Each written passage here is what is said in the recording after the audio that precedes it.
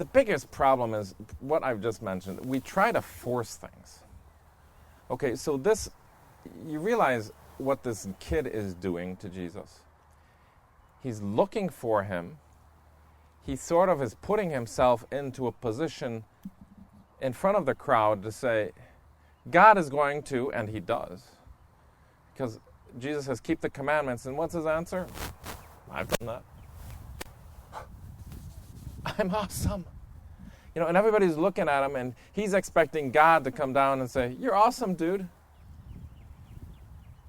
And no, Jesus throws something else at him. We are not here in order to fulfill our plans. And until you get that straight, it's going to be extremely difficult to discern. Usually we are afraid. If God were to appear right now and tell you, I want you to be a nun, I want you to marry so-and-so, we'd say it's easy, we'd do it, right? We wouldn't be as free, though. This guy's going to judge me. Yeah, I'll marry. If not, what? I'm going to go to hell? No, he wants you to be able to get to the point where you let go of all of your fears, but that's your biggest obstacle with discerning. I'm going to lose my freedom. I'm going to lose my independence. I'm going to lose my free time. I'm going to lose my mom doing my laundry. I have no idea. There's a lot of things, right? I'm going to lose my parents paying all the bills.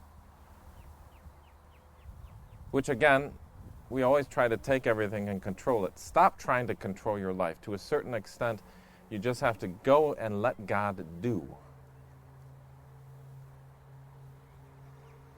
So St. Peter was afraid. And that's why when he betrays Christ and he runs away and he cries, he thinks that he can't go back to Christ. And so what does he do? He goes back to fishing, which was his original vocation. And God comes up to him and says, we always do the things we feel comfortable with, but God will always ask us things that are not comfortable. I mean, in one case, I didn't really think. I just wanted to be a priest. I jumped into the seminary. Maybe it was to get away from my sisters. Maybe it was to impress my dad.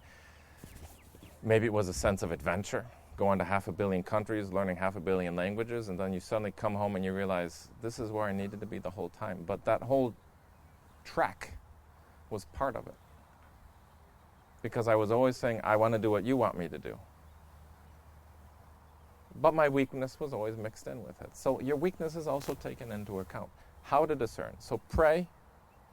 If you are really serious about discerning, find a spiritual director.